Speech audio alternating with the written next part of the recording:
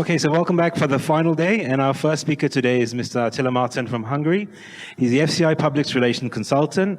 He is the Vice President of the World Canine Press Association and a former Executive Director of the Hungarian Kennel Club, having been the Project Manager of the FCI IPO World Championship of Utility Dogs and the FCI World Dog Show in 2013 in Budapest. Former consultant in education related to canine welfare and public relations for the Lithuanian Kennel Club. He has over 100 publications in English and Hungarian focused on animal welfare issues related to dogs, and is also the author of the book Barking Up the Wrong Tree. Buenos dias, and after such brilliant, touching videos, sorry for completely ruining the moment, but now you have me. And today, as the first presenter, I would like to talk about prevention, the importance of prevention, how it works, and why it would be important to have a bigger focus. Just to put it really simple, prevention is about preventing an unwanted situation from happening to re-happening, or to stop the phenomenon to escalate further. So really simply, it means that if there is a situation, you don't need to necessarily wait until your house starts to burn or burns down completely. I put these two pictures here just to present that you can see a happy family dog, and you can see another dog in a very bad health condition. The second dog definitely needs help. And for the dog, the best would be not even getting into such condition. And that would be the mission of preventive activities.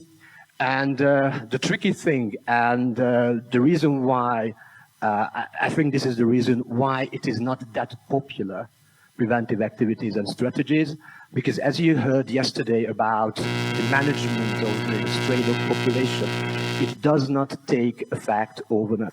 It takes years, it takes money, and in many cases you can't even directly show that, look, the narrative, the attitude of the society changed because we costed that amount of money, it took that many years, but now it is better. You can't directly connect things together. So I added some extra slides based on the previous 2 days, because I wanted to get a bit deeper into certain topics. In many presentations, I heard how harmful it is to hear the "don't shop, adopt" slogan. And in Hungary, I had conversations with many shelters mostly.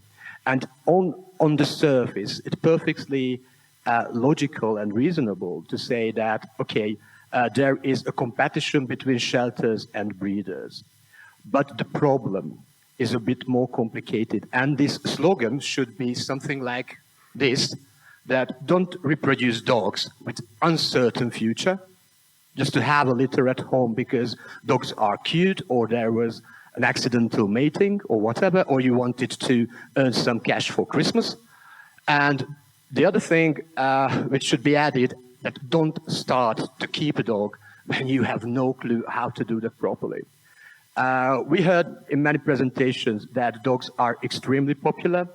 The pandemic was a very good example how people selfishly and completely irresponsibly started to keep dogs without previous knowledge on how to do that, and it causes a lot of problem, and even without the pandemic. We had a fantastic presentation yesterday about stray dogs and the reasons behind why these dogs get abandoned. Okay, it is a very important thing to help those animals in need, to rehome them, to rehabilitate them. But it is also a very important mission to reduce the population of those dogs in need. Okay, you rescue dogs, you feel yourself as someone who is doing something great, which is true, but you also have to focus on the topic, why these dogs get onto the street, sometimes traumatized and in very bad health condition. Behavioral issues is a very huge topic, and sadly in many cases I hear the reason why a dog is extremely aggressive, why it is absolutely having social problems. The reason, because we love to simplify things. We don't like complexity because you can't really find a real solution, and for many reasons, we really find the simplest answer for our questions.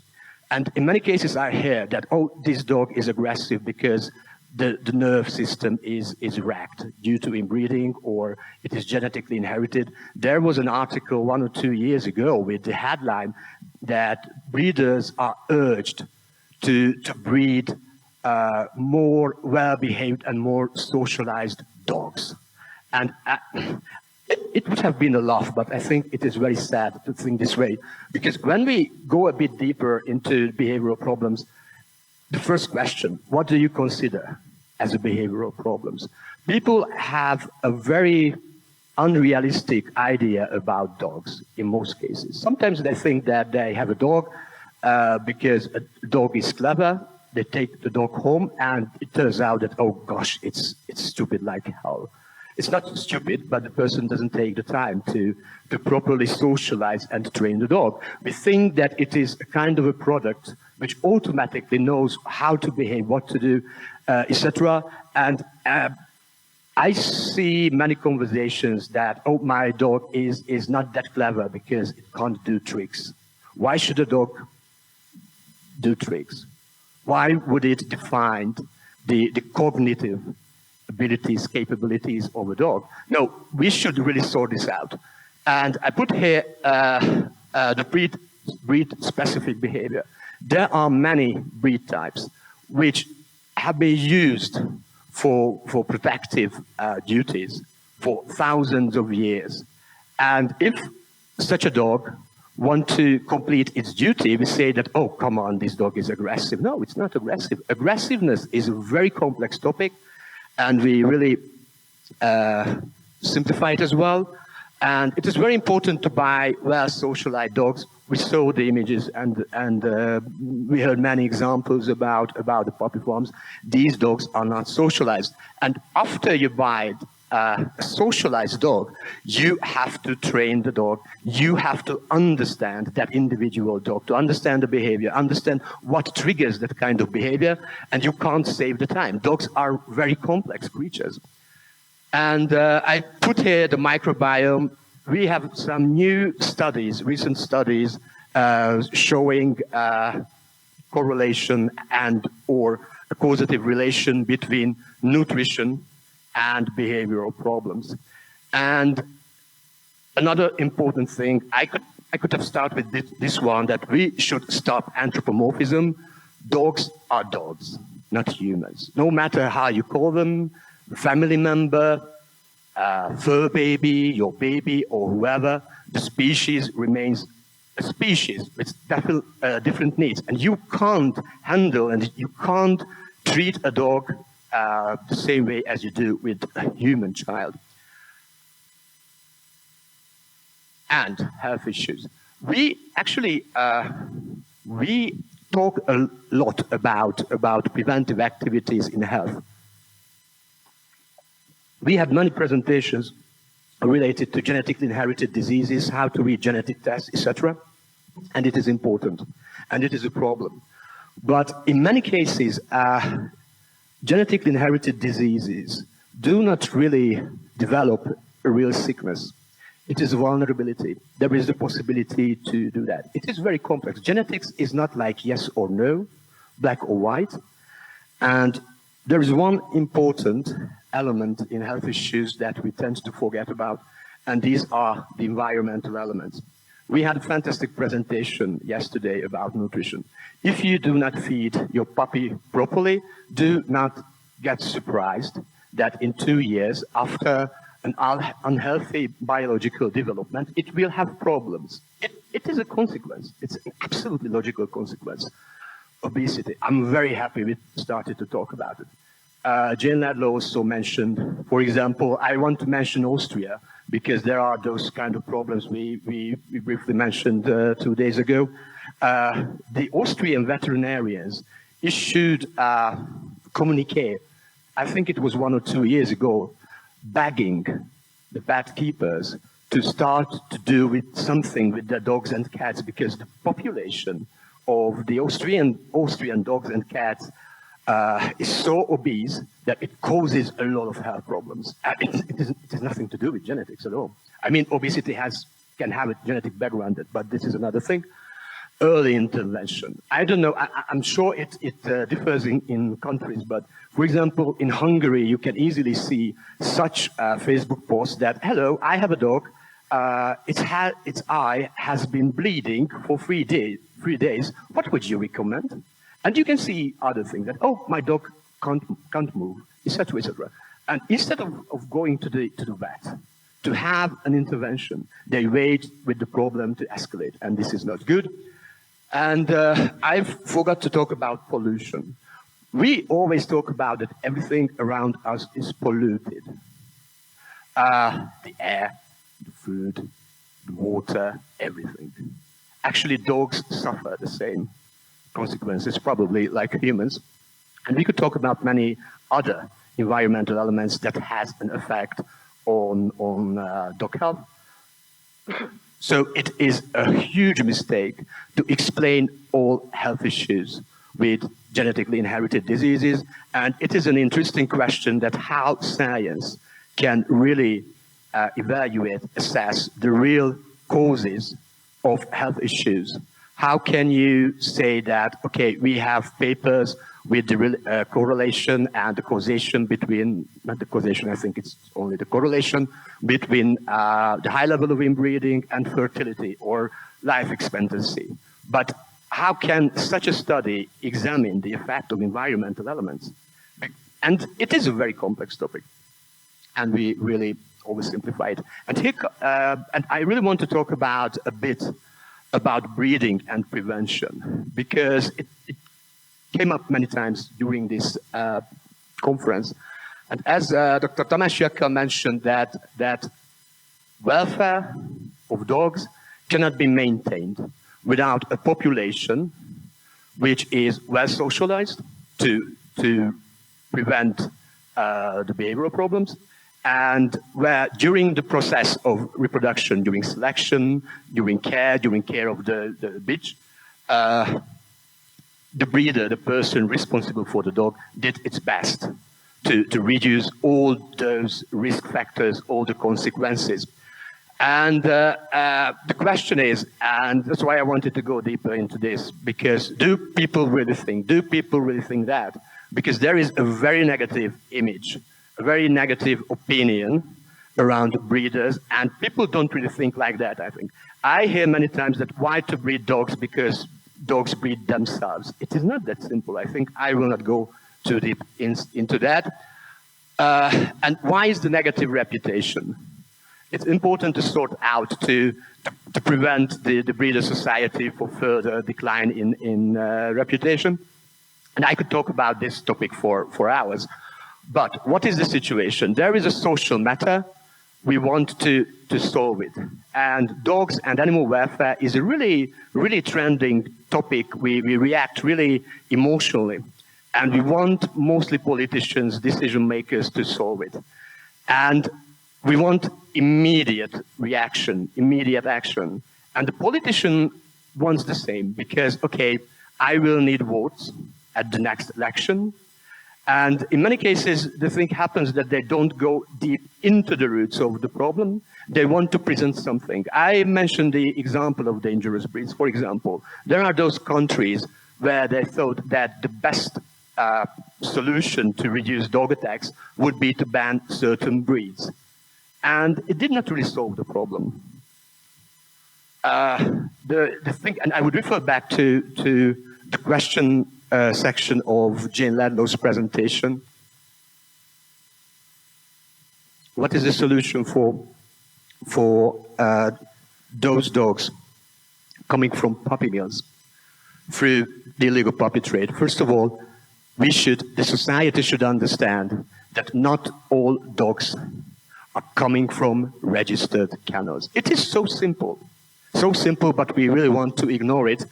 And we don't want to really deeper into the problems because it is much easier, much easier to find a visible target, a visible community and say that all everything is because of you. I had conversations with people running shelters that, pedigree breeding should be banned because there are so many dogs at shelters. And I asked back that, please tell me, if the 95% of the shelter dogs are mutts or crossbred dogs, how would banning breeding purebred dogs would affect the population of mutts and crossbreds? And the person, of course, couldn't give me an answer. So it is the easiest way to find the most simplest target to say that, okay, genetic is responsible for the health issues. The nerve system is responsible for the behavioral issues and so on. And it's the easiest thing to say that, okay, breeders are the ones who are responsible for everything. And that is what's happening in many cases. And I put it here that not all breeders are good. I would not say that. I always try to keep a really objective opinion on these matters. Not all breeders are good guys, but you should punish the individual, not the whole community. It is unfair. If there is one out of 100 or 1,000 breeders who runs a very, very irresponsible practice, even committing crime, why do you want to punish all of them? And it comes to the next question.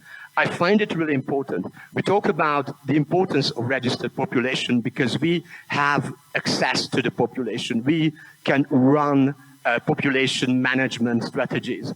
Why would someone be motivated and encouraged to be a responsible breeder? I'm not a breeder. But do I really want to spend a lot of money, spend a lot of hours on learning, debating, arguing with other breeders on Facebook? Meanwhile, a huge majority of the world says that, oh, you are an evil person because you have a registered kennel. And just a quick thought, I put it here, some basic things we expect from a registered kennel, a registered breeder. I usually have the feeling that you really need to run a genetic laboratory with huge amount of books on different kind of topics to do that properly. You really have to cost a lot of money on tests, etc., etc.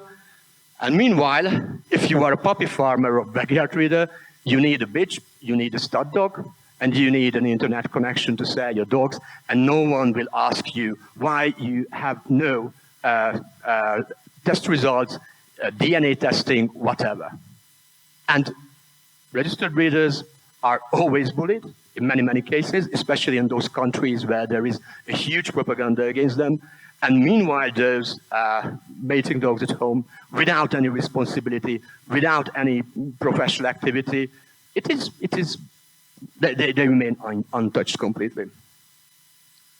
And it is very important.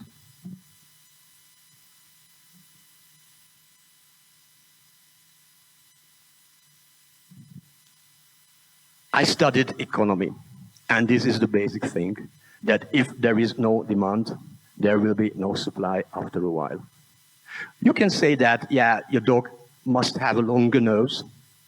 No, people don't want to buy, those ones who want a Frenchie, a French bulldog or a pug, they will not buy one with a longer nose. I put this slide here yesterday. And we have studies, surveys, really interesting surveys, about that people who owned French bulldogs, which passed away in serious illnesses after 2 years. They exactly know that that breed is complicated. They would want to pick another French bulldog. So these problems are not real problems for the owners. That is not their first motivation to have a healthy dog. They have other motivations. And I think there are such surveys also showing the purchase, the way how they buy these dogs, and it is not going after a breeder for months. They go to the internet, and I really want to highlight impulsive purchase. When I wake up in the morning, during the pandemic or out of that period, I decided, what to do today? I would like to have a dog. Let's check this. It's Cane Corso. Oh, it looks so great on the picture. I would like to have one during the afternoon, and I get one. I pick up the cheapest one. I pick up the one that I can get easier. And after 2 months, if I say that it is not okay, I take that dog back to the shelter or to the woods. Impulsive purchase is a huge challenge, a very huge challenge. We keep dogs as status symbols. Hierarchy within society is very important. People often choose a certain dog because it is a dog that no one else has in the street, and it's 2 times more that my neighbor could afford, so I can buy that. And with the popular breeds, like the French Bulldogs, you can find miniature French Bulldogs. Just think back about the 2 presentations on Boas. There are fluffy French Bulldogs, there are blue, there are pink, there are this and that and that. No one is really taking care about it. I mean, from the animal welfare aspect, that in most cases, genetically ruled in conformation. These dogs are extremely popular, and no one is doing anything with that. And the huge problem, and it goes back to the demand and supply causation, that why brachycephalic breeds are so popular and will remain popular for a long time. First of all, we keep dogs as family. In many cases, they substitute a human child. And it's genetically coded inside us to take care of an infant. And if you think about the morphology of the brachycephalic breeds, most of them has the same portion as the human face, compared to, for example, to a Labrador or a Poodle or whoever. And the other thing that there is pedomorphosis in case of this breed. It means that they keep these infant-like traits of the face for adulthood. In many other breeds, they change. They completely change, not these ones. And we have an automatic inner drive to take care about these dogs, to have a deeper bond, etc., etc., etc. And the sad thing that we can hear this many times, that don't buy from a breeder. They ruin breeds, they sell sick dogs for a huge amount of money, etc., etc. And we hear that from some animal welfare organizations. And thanks to them, now people prefer going to the internet or somewhere else to purchase a puppy because buying from a registered kennel has a very bad reputation. So in many cases, I had the feeling that maybe illegal puppy trade and the whole industry is funding some animal welfare organizations because they are really working against some welfare questions. And some possible, because okay, we know these problems, more or less. What to do with this? It is very important to explain and understand the nature of the problem. And that's why I'm really glad to have that question from Julie Sanders from Forpos yesterday after the presentation of Jane Ladlow, that, okay, we are controlling, we have tools now to control boas, but only in the registered population. What about the rest? This is not that complicated, and this mechanism that not all dogs looking like French Bulldog comes from French Bulldog breeders, but this important point is completely missed by many organizations related to animal welfare.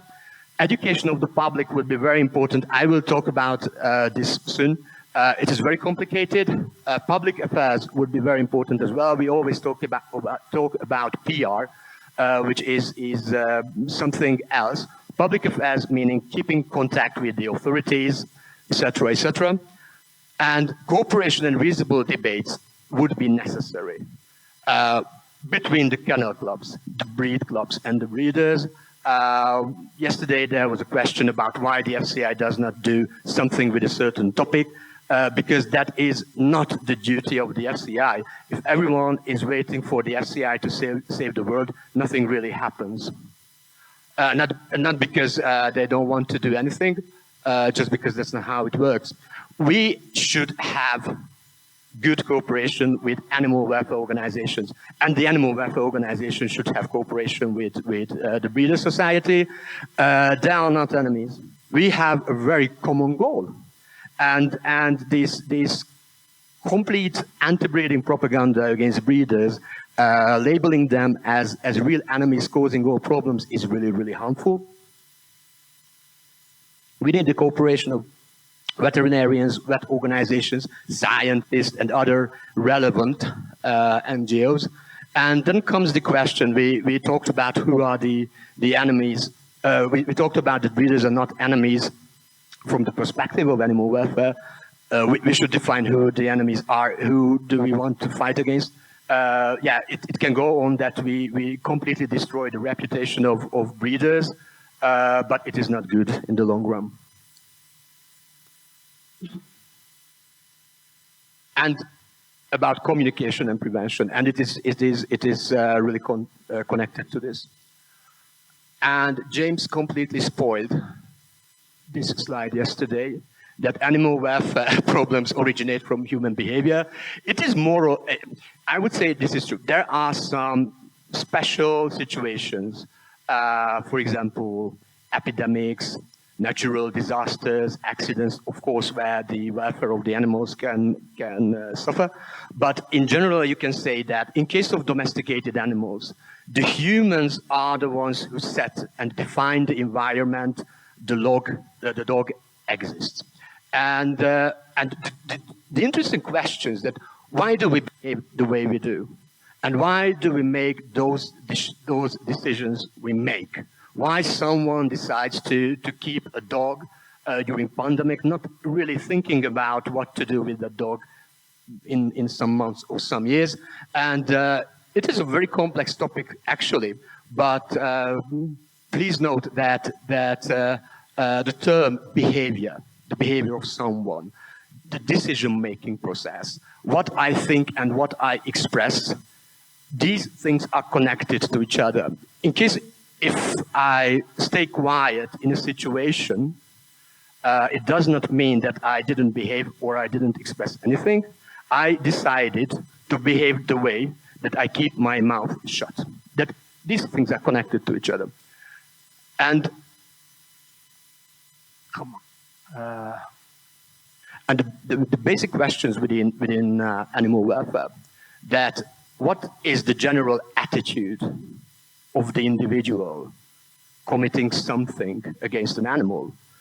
And what are ideas about how to choose a dog, how to keep a dog, how to train a dog, how to feed a dog? I read Facebook comments and posts that I don't care what you say about dogs eating chocolate. My dogs love to eat chocolate, and I will give them chocolate as well. There is this kind of behavior. There is a reason why.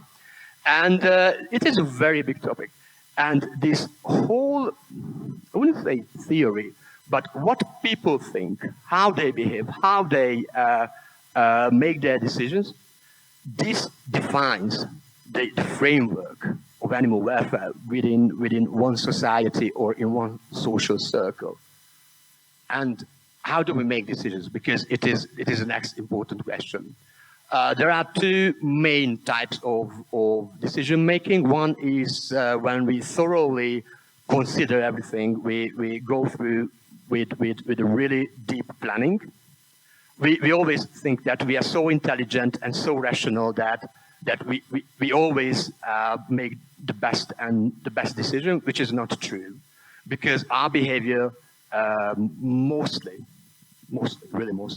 based on autopilot mode. Our brain spits up the decision immediately, and it is really important because, for example, some thousands of years ago, when the man went out hunting and the bear approached, you didn't have too much time to consider that. What is that? It's brown. Is it dangerous? No, you run. So we need the autopilot mode for survival because we have to process too much information around us and we have to decide quickly. And this is the problem. And the way how our beliefs and behavior builds up is a very, very complex and very interesting topic. Of course, genetic plays a certain part, but again, we have an environment around us. We have our family, we have a cultural background, we have different social circles, we have religion around us, and these define our behavior, our thinking. And later, when our social circles start to expand, we will have different social circles, kindergarten, school, workplace, etc., etc. We will unconsciously assess the reaction of others on our own reactions, and we will develop our own decisions. And this part of the human, that actually humans are always changing. You can't say that, okay, I'm over 18 or 21 and I'm completed. No, no. You are, because the environmental elements are very important. You are always interacting with the environment, and human behavior changes. It changes all the time.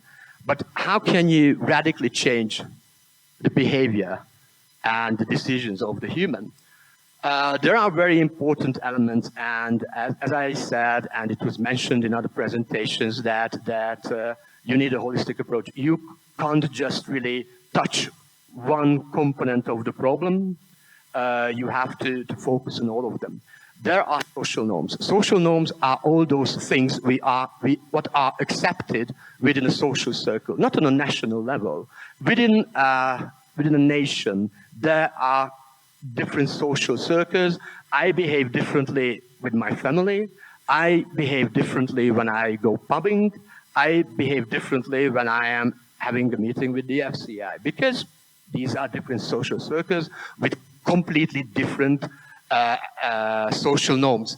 And it is really tricky because the social norms in us, the perception of social norms, always builds up what we think others accept as behavior. And this one can be modified because we want to fit in. We are social animals. We don't want to get expelled from our circles. So that's why we try to behave the way we can really fit in. And we like to follow opinion leaders and influencers, which is not all the time a good thing. We gain information from our environment. We meet our neighbors. We go to our groomer. We talk about topics, etc.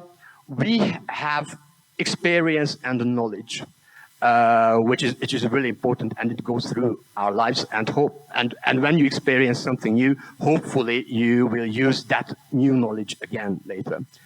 And we receive a lot of information from media, movies, books, magazines, etc. And I put social media and websites highlighted because recently we gain majority of the information around us through our smartphones. Let's talk about this a bit. There is a massive available information around us. It is very easy to access anything through your phone, your tablet, your laptop. And there is a complex interaction with others because in the past people used the internet to email or just to keep in touch, etc. Now you can bully others, you can be bullied, you can run really ugly fights on Facebook, Twitter, Instagram for hours instead of doing something important or pleasant. So interaction, the way people communicate on social media, it is not just a one-way thing, it is interaction. And the habits we use, these gadgets, the technology, is always changing. If you look back 5 years ago, 10 years ago, the content we received, the content we reacted to, the way we used the technology was completely different, and it is always changing. And it has a huge influence on what we think, for example, on how to keep a dog, how to train the dog, how to solve any problems related to the dog. And there is another side of the coin with the internet. just because you have 1,000 more information around you a day, it doesn't mean your brain is capable of receiving and processing all this information. Therefore, a lot of things disappear. If I ask you to recall three things precisely you saw on Facebook today, probably that would be a problem because we just scroll through, we don't memorize, those information gets lost. There is a huge problem in focus, how we can focus if we are able to read a 500-page book or not, or after 5 minutes we want our phone back to see what is happening. The threshold, the way we react for things is completely changed as well, which is also not good. And there is I put here dopamine boost, but it is really not a boost, but we have an addiction to dopamine, and we want to gain as many information as possible.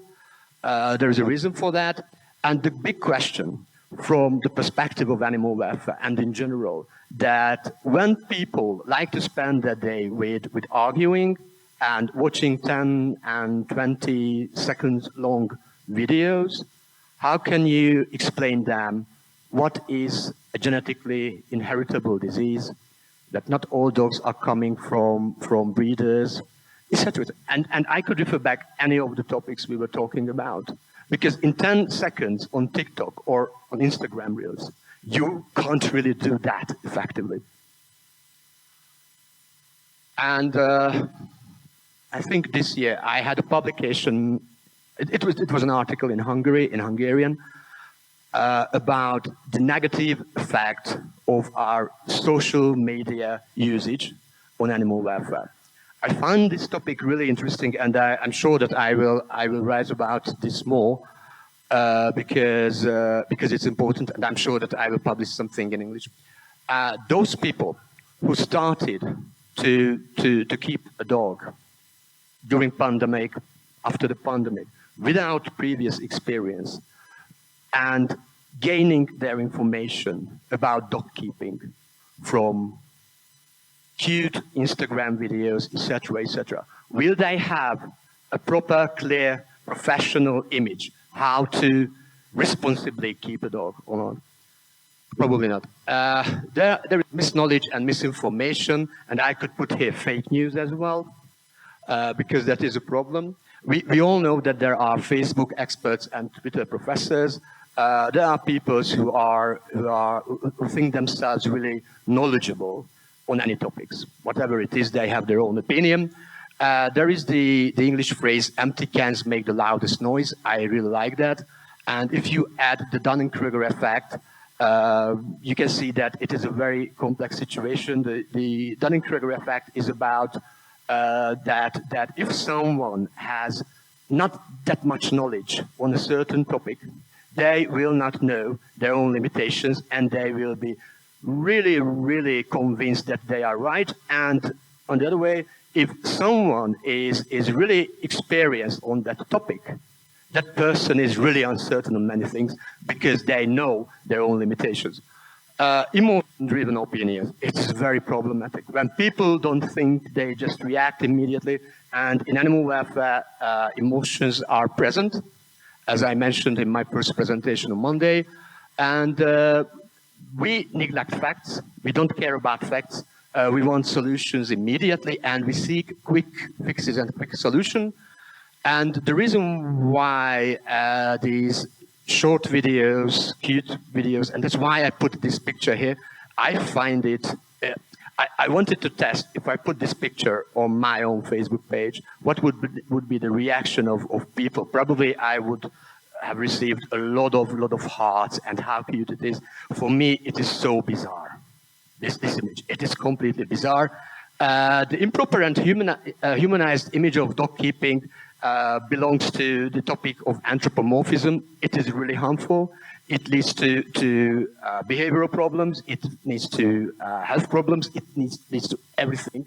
And probably you saw those videos with dogs with babies interacting. When I saw a video once when a toddler was trying to climb up on the face of the Rottweiler, and you could see that the dog was completely under pressure and stress.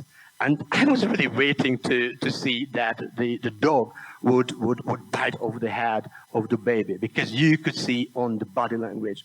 And the mother who was recording this video was laughing how cute they are, and the video received very positive comments. So why are we really surprised that there are so many dog attacks in households? Because we don't know what to do. Don't know. We see this as an example because we get the world through our phone, and we see that. We see dogs completely treated as humans, and we think that, okay, this is the best way, the best responsible way to start to keep an animal.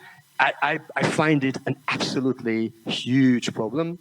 And I put here that this knowledge, if we keep animals like as if they were humans, we will forget about their own needs. And these things are not that complicated. Still, people don't really understand that. I mentioned impulsive purchase, and I put here dog owners shaming and bullying here as well. That is also a problem. I don't want to go deeper into that. Just put everything together. I see this as a problem in case of many animal welfare organizations that they just focus on helping those in needs. And they completely forget the importance of prevention. That would be really important. Prevention is not an easy thing, as I mentioned. It takes time, it takes money. It's not so easy to directly connect the effect of the preventive activity to the final result. Very, very hard, very complicated to measure. And it would be very important that people would start to understand the real causes of the certain animal welfare problems, not just to emotionally break into the house claiming that they want immediate action, etc., and cooperation would be very important. I mentioned, for example, I forgot to mention this before, but I mentioned animal welfare organizations. Some of them act like this and that. I get really angry when I hear animal welfare organizations blaming breeders for everything. And I really hate when breeders, kennel clubs, breed clubs, do the same with animal welfare organizations. You can't set up such categories. It is more complicated. People are people. Organizations are different. And the cooperation of everyone, those ones who have reasonable approach, is really, really important. Without cooperation, we are unable to solve these problems. That's what I wanted to say, and I want to thank to Dr. Pyre for the invitation. I'm really happy for being here. I want to thank the FCI, especially the FCI General Committee for my assignment to the Health and Welfare Committee. I never had the chance to say thank you. I thank the committee members, the fellow members, for the work together during the last 2 years and their support during the last some days. It means a lot. I thank the organizers for the hospitality. I definitely thank the translators up there for their really hard work during these 3 days, putting us into Spanish. And I definitely thank this fantastic audience we had for this conference. After such a huge hiatus in presenting in person, it is a very good thing and good feeling. Thank you for your attention, and in case you have any questions, I'm happy to answer. Hi, Attila. Congratulations for your presentation. It was very interesting to see different approach to the problems. I have a few questions. I still consider our kennel club organizations and national organizations as welfare organizations because we take care about dogs. And when we discuss with other welfare organizations, in the most cases in the most of the countries, we have good communications. So can you tell us, where is the problem in European democracy that, for example, our organization cannot approach to stakeholders, and why is such a big difference between European countries how we handle this problem. And what we'll learn from United States, why they don't have same issue what we have at this moment.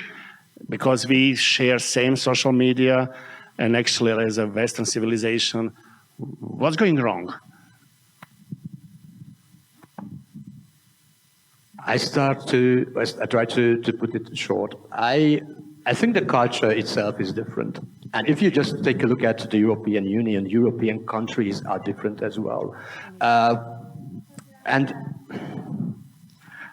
in the USA, I don't have that deep information how it works. It has a completely different legal system, for example. If I talk about the EU, the sovereign rights of the different countries is there. I don't know if one day there will be a common regulation legally binding for all countries in Europe. Hopefully it will happen. I don't know. The legal structure of the EU is I would say strange. It is complicated.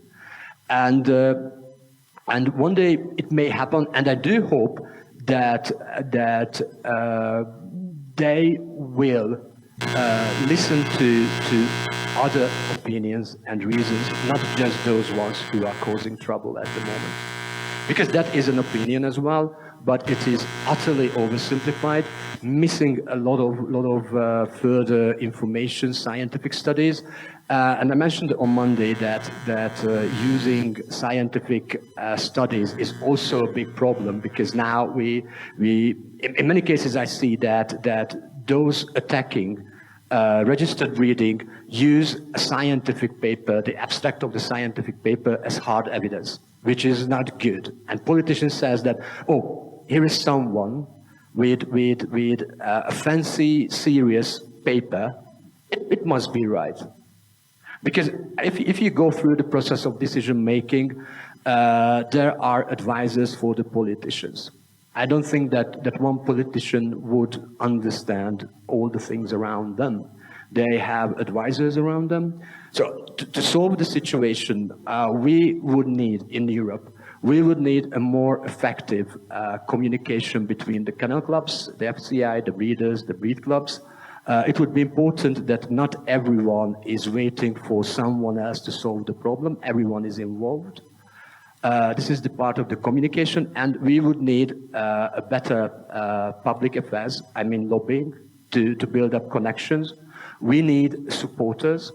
It was, as someone connected to these problems, it was really good to hear Jane Ladlow yesterday, that she said, as someone not connected to the breeder society, that her goal, her mission is to help those who want to breed responsibly.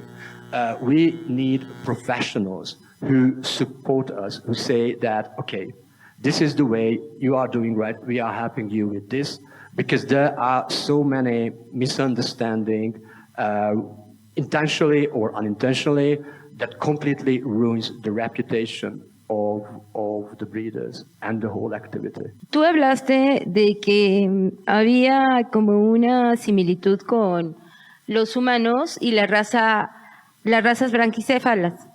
¿Me puedes decir dónde puedo encontrar más información acerca de ese fenómeno?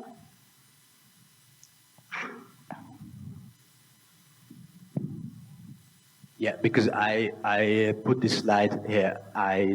There are some studies on that. I will look it up and I will publish it somehow. I will send it to the organization and they can publish it. There are some scientific papers on that. Ok, tengo otra pregunta. La prevención, hay 3 tipos de prevenciones, la primaria, secundaria y terciaria. Aquí pensemos, prevenir antes es para que no pase, pero aquí ya está pasando. Sería la prevención terciaria. Aún así, ¿tienes algún pronóstico de tiempo para saber en cuánto se puede terminar o intentar revocar lo que ya hay con este tipo de cuestiones? Answer you. this question how long it takes to solve these kind of problems, probably I would be the richest person in the world, because I would have such a brain that I can predict very complex things like I don't know those names from Greek mythology. You could see the future and everything.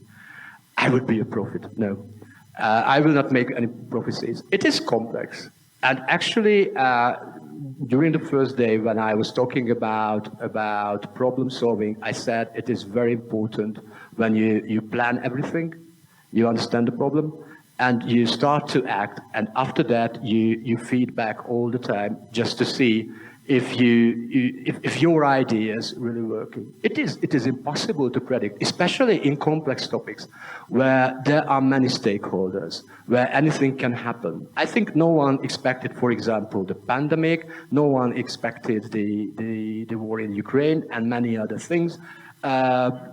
If there is a problem, you have to act. You have to have your goals, and you have to do your best to complete that. This is, for me, this is the most important thing. And as you said, that there are different types of preventions. Yes, this topic is really huge. Just put it simple. There are those activities where you handle the harm, the causes, the end results, like rescuing dogs, abandoned dogs, for example, or abused dogs. And there is the preventive activities, many kind of preventive activities, where you you are not working on the harm and the problem. You go to the deeper level, to the root causes, trying to have an effect on them, to have an effect in the future. Thomas, I will come down to you. Let me just take this one here. Hi. In order to make my question, I would like to make a quick comment. In 1972, the United Nations got the Environmental Human Activities Conference in Stockholm, and from that conference, it came the concept of it's not about dogs, but you will get the point.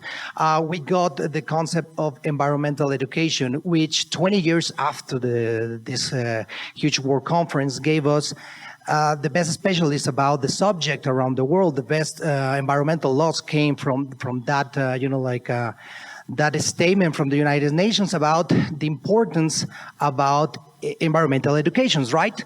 Sadly, 30 years after that, most of the environmental education in schools and, conference and the workshops and everything were abandoned.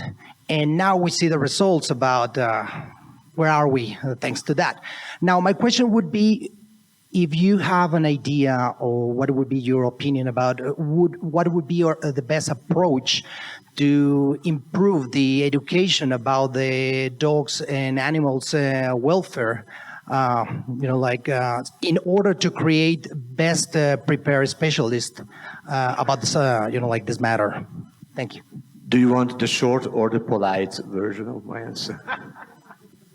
I think at current time, the most difficult thing is not just to educate people, but to convince people that they need education, because we live in a world where everyone has the right to think what they want. You can be as dumb as you want. You can be proud of that. And no one can tell you that, look, you are wrong in that. Luckily, this is not the majority of the people. I don't know if it's the majority or not. You need to be really, really objective on educating people for a better change. Because what you see on social media, the way people act, react, etc., it is sad. It is sad. You need to really you need to learn how to handle this situation. How people interact and communicate, and they don't need information, and all they are interested in short videos and funny things and bullying others, etc., etc. In this era where we really want quick fixes, we want to solve everything immediately. We want to go deeper. We want others to solve our problems. This is very, very complicated. And it's a huge issue to educate people. It wouldn't be that complicated. The good thing that it is never a linear thing. A society is a very complex platform. So you have to start to operate, and you will see where it goes. So it's not easy. Thank you very much. But I think Attila hit the needle in its head when mentioned the emotional immediate reaction that kills us. If somebody puts a false news or a news from uncertain sources, we don't even know if it's true or not, we start to comment. And the comments are emotional. Without using our brain, we are using emotions. And one single comment by emotions create another 100. And at the end of the day, nobody even remember what was the real news. And nobody care if the news was right or not. So this is a time, I'm just using the possibility for some self-criticism in our community. So I would like to ask ourselves to be a honeybee and not an ant. What's the difference? A honeybee go to the field, some poison get on the body, they don't let him go back. Sometimes they even kill it because they want to save the community. Ant, if you put a little poison, the ant will bring it into the nest and will kill the others. Thank you. I want to thank the FCI board members for giving Mexico the opportunity of having this important World Congress for Welfare and Health for the dogs worldwide. We are really pleased, and thank you so much for giving us this great opportunity. And also I want to thank all the speakers from all over the world who participate in this great event. Thank you.